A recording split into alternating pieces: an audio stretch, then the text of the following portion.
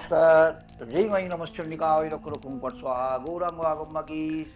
আপনারা সবাই কেমন আছেন? ভালো আছেন? আশা করি মা আনন্দময়ী কৃপায় সবাই ভালো থাকুন, সুস্থ থাকুন, এই কামনা। মনুষ্যর দ্বারা সৃষ্টি একই ডাইস বা একই ছাঁচ।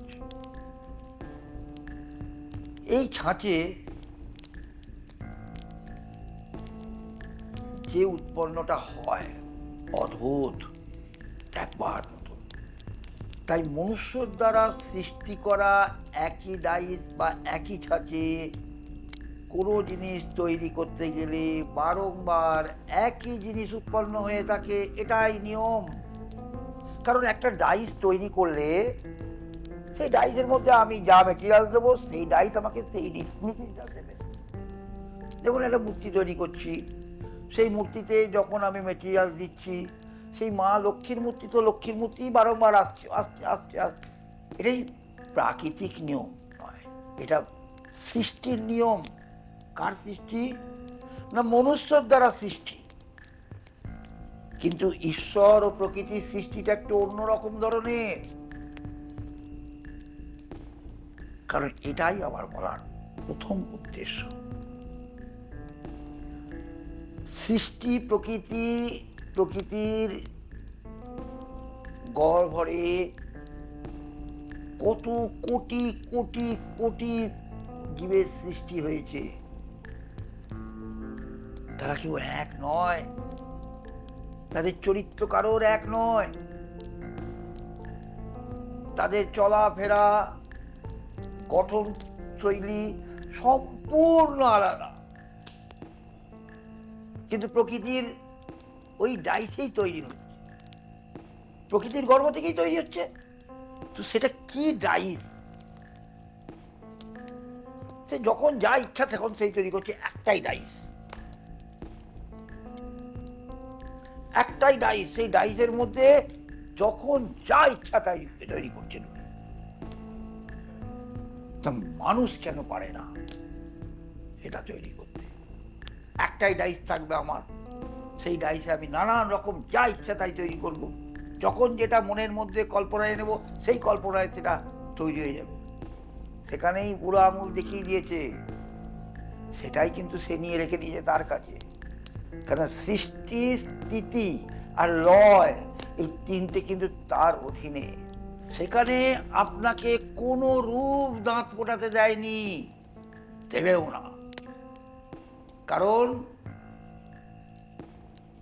তিনি যে একমেব দ্বিতীয়ম, তার হাতে সৃষ্টি আছে, তার হাতে পালন স্থিতি আছে, এবং তার হাতে আবার লয়টাও আছে। যখন যা ইচ্ছা তিনি তাই করছেন। আপনার সঙ্গে আমার মতের মিল হচ্ছে না, আমি আমাকে হুঁকি মারছি, দেখে নেবো, বুঝে নেবো, এই করে নেবো, ওই করে নেবো। পছন্দ হলো না, আমি আপনাকে মেরে দিলাম দুঘা। কিন্তু প্রকৃতি যখন রুষ্ট হয়ে যায়, তখন তো সে নানান রূপ ধারণ করে। আপনি কি পারেন তার উপর কিছু করতে? পারেন না। কারণ জানেন, সেটা যে আপনার হাতের মধ্যে নেই, সেটাই যে সে নিয়ে রেখে দিয়েছে। এই হলো প্রকৃতি। কিন্তু একই মায়ের পেটে যখন 5টি বাচ্চার জন্ম হয়, তখন সেটি কিন্তু ভিন্ন ভিন্ন রূপে জন্ম নিয়ে থাকে। তাদের কারোর সঙ্গে কারোর কোনো মিল থাকে না। প্রকৃতির, এটাও কিন্তু প্রকৃতির আন্ডারে। প্রকৃতি কিন্তু সৃষ্টিটাকে নিয়ে রেখে দিয়েছে। একটু চিন্তা করুন, ভাবুন, প্রকৃতির কি সৃষ্টি, তাই না? এমন কি কোনো বায়োমেট্রিক মিল পাওয়া যায় না? এটাও প্রকৃতির অপরূপ সৃষ্টির এক অদ্ভুত নিদর্শন। আপনার হাতে কোনো ক্ষমতা নেই, দেয়নি। আপনাকে বলেছে যে তুমি তোমার মতন চলাফেরা করো, তোমার মতন ইয়ে করো, কিন্তু চলতে গেলে আমি যা তোমাকে বলবো, তোমাকে সেটাই তোমাকে মেনটেন করে চলতে হবে। তুমি কেউ নয়, তুমি কিচ্ছু করতে পারো না, তোমার এক বিন্দু কোনো ক্ষমতা নেই। সব ক্ষমতা কিন্তু তার হাতে। সে যে সত্যিই বলবান। অসম্ভব বলবান, তাকে বিশ্বাস করতে হবে, তার উপর ভরসা আমাদের রাখতেই হবে। আপনি কিচ্ছু করতে পারেন না। নতমস্তকে আমি সেই প্রকৃতির মহাশক্তিকে আমি প্রণাম জানাই।